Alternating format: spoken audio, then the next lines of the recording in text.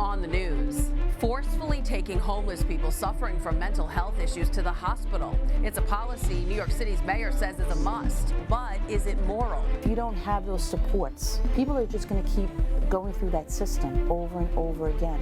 The sisters at St. John's Bread and Life Food Pantry weigh in. Reflecting on the life of Cardinal George Pell, we'll look at his influence on the church and his legacy. There simply wasn't a single important issue in the life of the Catholic Church in which George Pell was not a protagonist. We're soaked. This place is soaked. Chaos in California after floods and mudslides, but more storms are in the forecast. A playground miracle to help disabled kids enjoy recess. I'm Christine Persichetti. A busy day of news starts right now.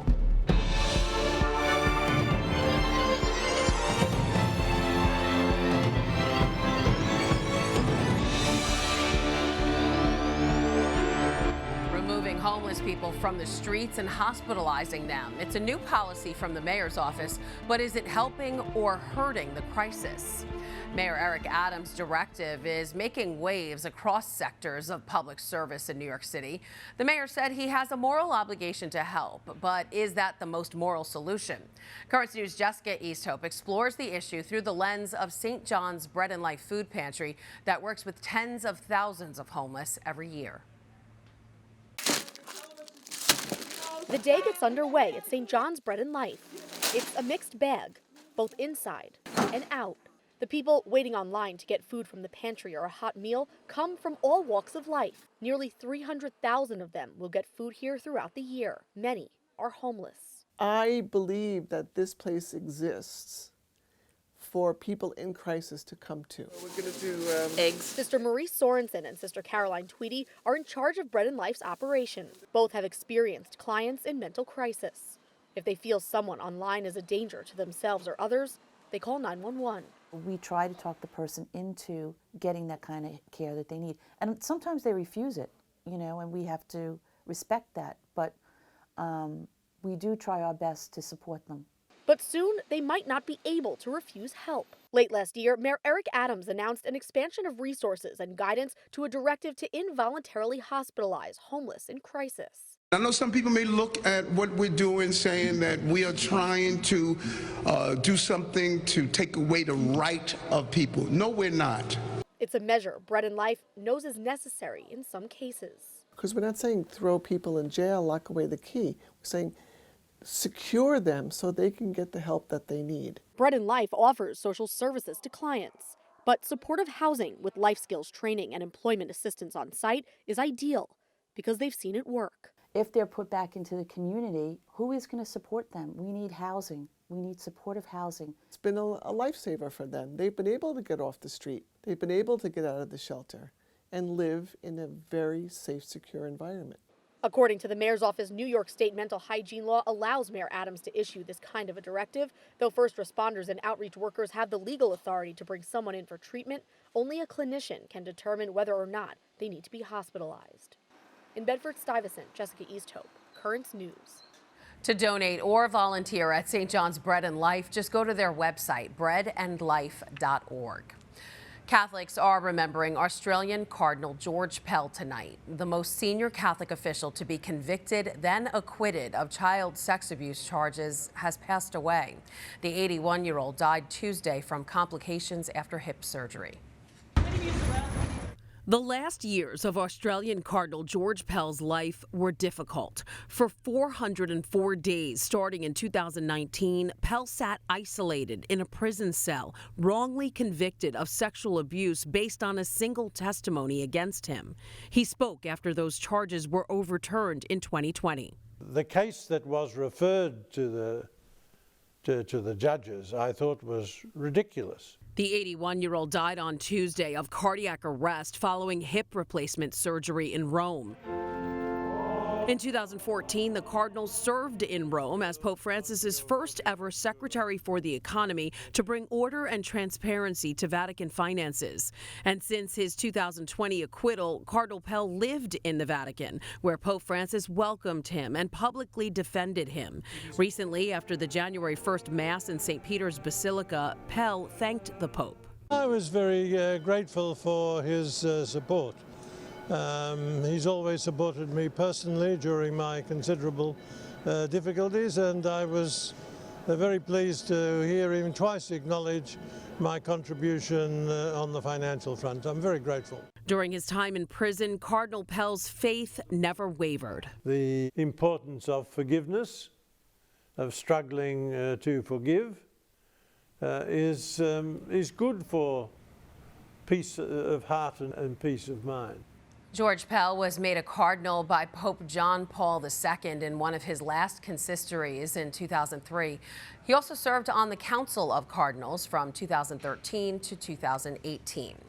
Pope Francis praised Cardinal George Pell, saying, "I offer sentiments of heartfelt condolence, remembering with a grateful heart his consistent and committed witness, his dedication to the gospel and the church, and particularly his diligent cooperation with the Holy See in the context of its recent economic reform, of which he laid the foundations with determination and wisdom." We're joined now by John Allen, editor at Crux, who's covered Cardinal Pell at length. Hi, John. Hi, Christine. So, John, you knew the Cardinal personally. What will you remember most about him? So much, Christine. I mean, part of the nature of my job is spending a lot of time around cardinals. And in general, they tend to be careful, cautious, not the kind of person who sort of wears their heart in their sleeve, who sort of lets it all hang out. And in that sometimes gray universe, George Pell was like a bright, shining light. He was shoot from the hip, he was big, brash, loud. He was not shy about voicing his opinions. He had a wicked sense of humor. You always knew where you stood with George Pell. That was George Pell in a nutshell. I mean, he was a one-of-a-kind figure, Christine. All right, and Cardinal Pell did a lot to reform the Vatican's finances, but after the sex abuse convictions, which were overturned, do you think that will now end up being his legacy? Well, I think inevitably it's going to be difficult to remember George Pell without doing it in part through the lens of the clerical abuse scandals. That's in part, of course, because of accusations that as the Archbishop of both Melbourne and Sydney in the 90s and 2000s, he mishandled some cases of clerical abuse involving priests who were under his authority, and then also because he himself personally was accused of abuse, tried, convicted, and then eventually exonerated by Australia's High Court.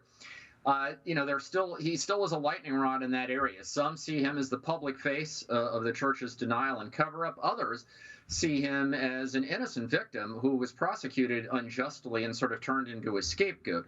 But his legacy, I think, as important as the sex abuse piece is, his legacy is much bigger than that, Christine. I mean, for more than 4 decades, there simply wasn't a single important issue in the life of the Catholic Church in which George Pell was not a protagonist.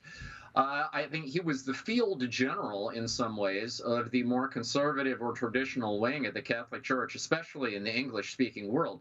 And in that role, he is not going to be easy to replace. All right, going back to the sex abuse charges, though, Cardinal Pell always adamantly insisted that he was innocent.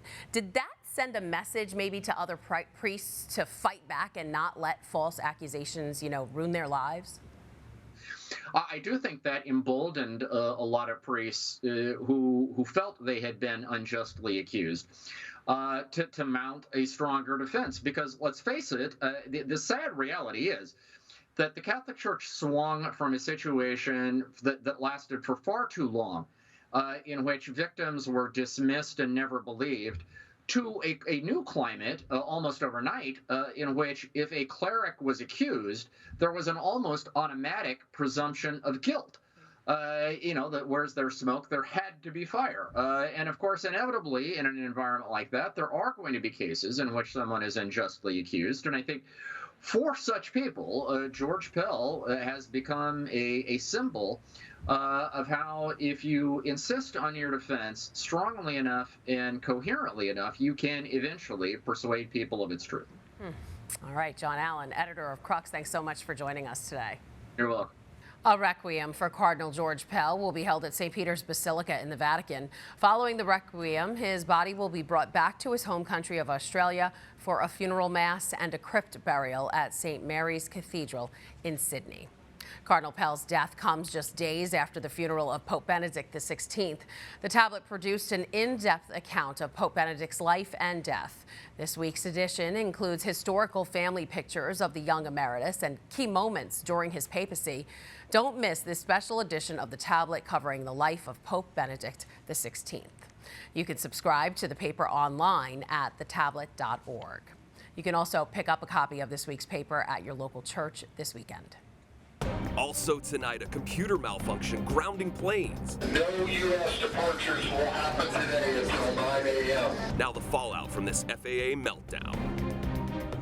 It's a meltdown, to say the least, when a critical computer system for pilots goes down, affecting all domestic flights. While the system is up and running again, thousands of passengers are trying to get on flights to make it to their destinations. Isabel Rosales has more on this turbulent story.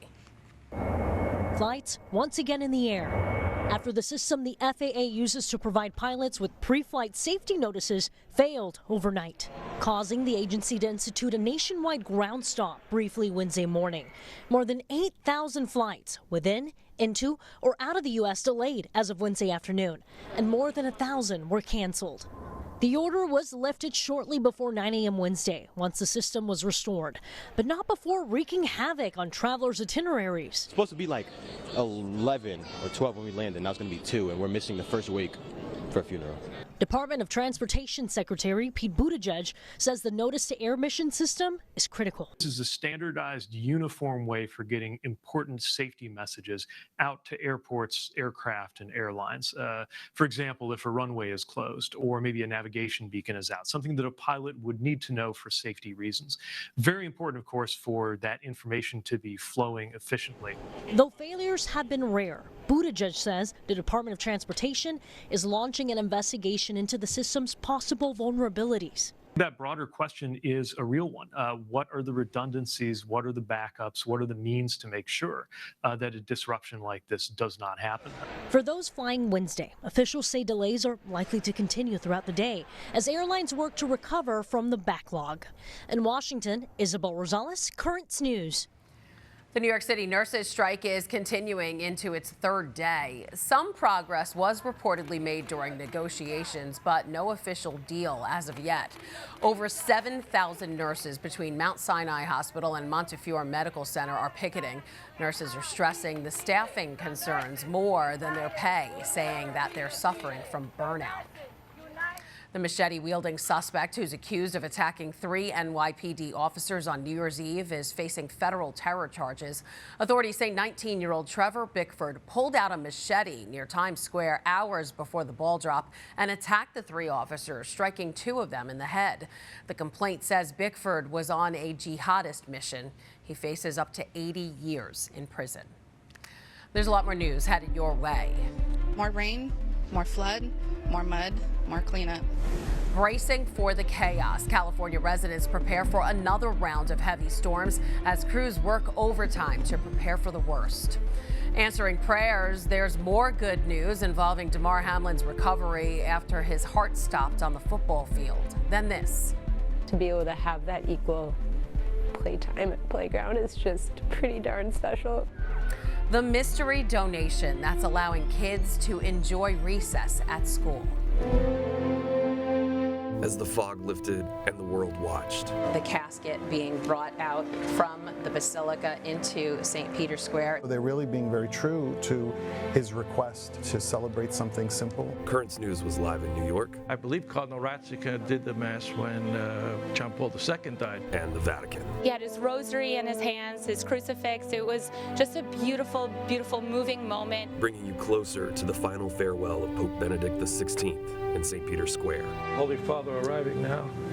He's in his white cassock with a stole. Nostri omnipotens Deus, et dimissis peccatis nostris, perducat nos ad vitam aeternam. Amen. Putting your faith in the news. Currents News.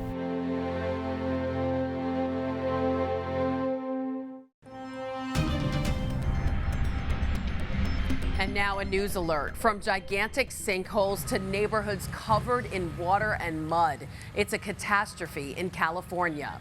The storm so widespread and intense it could be clearly seen from space. They truly are scenes of biblical proportions. Mother Nature sweeping through the central and southern part of the Golden State, leaving behind a trail of destruction. And while many residents are already trying to dig out from mountains of mud, more bad weather is on the way. Camila Bernal has the latest. California needs water, but not like this. Creeks turning into raging rivers, mudslides barreling through neighborhoods, and sinkholes swallowing cars. These storms hit us like a water balloon exploding and just drop water down through our rivers and creeks. So it's been this excessive amount of flooding. Blast after blast of torrential rain and wind gusts exceeding 70 miles per hour on California's central coast. We're soaked. This place is soaked. The water tormenting people across the state. There was a lot of excitement, fear, anxiety, stress. Santa Cruz County Tuesday was in cleanup mode after the most recent storm. It's just brown water everywhere, and it's just rushing through. It was going fast. We had a canoe strapped up that we thought if we needed to, we could canoe out, but it was moving too fast. Rachel Oliveira has lived here for 20 years. Her neighborhood and home now covered in mud. It's backbreaking labor, and a lot of us that live here in the neighborhood are elderly and can't actually physically do the cleanup. And with the way that the finances are with the economy. At least 17 people have died across California as a result of the storms. Tens of thousands remain under evacuation orders. The onslaught of the so-called atmospheric rivers clearly visible from space. It's been these cycles over and over again. It's really kind of wearing on the community. We're probably a little over halfway done at this point, so we're not out of the woods yet. We have another week or so to go. That was Camila Bernal reporting. Rescuers in California are also searching for a 5-year-old boy who was swept away in the raging waters. Kyle Doan was heading into school with his mother on Monday in their truck when they were overcome by the flood. Bystanders were able to pull Kyle's mother from the car, but he was swept away. Rescuers searched all day Tuesday for Kyle. So far, all they have found was his shoe. Catholic charities and dioceses around the state are also on the front lines helping those in need. The California Catholic Conference said this to Currents News: "We are praying for those who have lost their lives, those in flooded areas or who are at risk of flooding, for those who continue to be without power, and for emergency personnel who are working tirelessly to keep people safe." If you would like to help with rescue and recovery efforts, Catholic Charities of California is on the front lines. Just go to catholiccharitiesca.org to donate. Here are 5 words that everyone wanted to hear. Demar Hamlin is going home. Doctors discharged the Buffalo Bills player earlier today, saying he had a, quote, remarkable recovery. Hamlin now has a long road of rehab before he feels like his old self. Hamlin went into cardiac arrest during a game on January 2nd, where he had to be resuscitated before going to a Cincinnati hospital. And because of Hamlin's heart-wrenching story, people wanted to support his toy drive, which they did in a big way. His GoFundMe is over $8.7 million, easily topping the $2,500 goal. That money will also be going to education and sports programs for kids. His family said they are, quote, humbled by the tremendous support. February 11th marks the World Day of the Sick for the Church, but the Holy Father released his message for the ill early, emphasizing sickness is part of the human condition and warning against experiencing it in isolation. Non lasciamoci imprigionare dalla tentazione di rimanere soli e sfiduciati a piangere addosso per quello che ci succede. Non cediamo alla logica inutile e inconcludente della paura, al ripetere rassegnato che va tutto male e niente è più come una volta. The theme of this year's World Day of the Sick is Take Care of Him. Still to come on Currents News. I'm gonna let you in on a little secret here. I almost started crying. The heartwarming story of how disabled children will now be able to enjoy recess with their friends. And coming out strong after the pandemic, tens of thousands gather in the Philippines for the Black Nazarene. A massive Catholic tradition has returned to the Philippines. More than 100,000 faithful gathering to venerate the Black Nazarene for the first time since the procession was suspended due to the pandemic. The image of Christ carrying the cross traveled more than 3.5 miles in just 2.5 hours. Pre-pandemic, the event lasted 22 hours and brought together millions. The origin of the Black Nazarene dates back to 1607, when the wooden image was carried on a ship from Mexico to Manila. The ship caught fire, but the image of Christ had been spared. The Who said it the best. The kids are all right. After struggling to raise money to make a school playground handicap accessible, a huge mystery donor is putting a lot of smiles on some kids' faces. Susan Elizabeth Littlefield has more. It wasn't what anyone expected. The lunchroom had become a ballroom. And the principal, an MC. So at Glen Lake, we have a dream of making our playground completely accessible. But you have to back up to understand the levity of this moment. There are 8 kids at Glen Lake Elementary who use wheelchairs. As it is, they can't play on the playground. So the kids who don't use wheelchairs took on the challenge as their mission.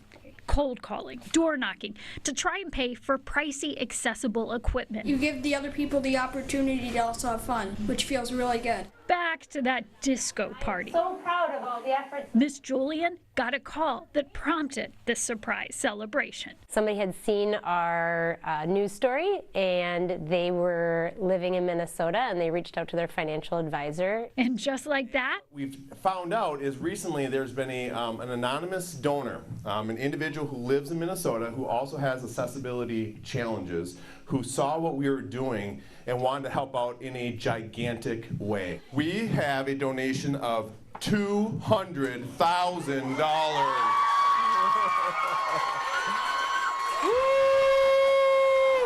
Whoever did that, I'm really happy that they did that. I just wish I knew who it was so I could thank them. they were all excited. But John, who uses a wheelchair, was speechless. So when you heard that amount of money just now, what did it feel like inside? I mean, I felt emotionally melted. I don't have any words for what I was feeling at that very moment. When I heard those words, I'm gonna let you in on a little secret here. I almost started crying. Like, I teared up.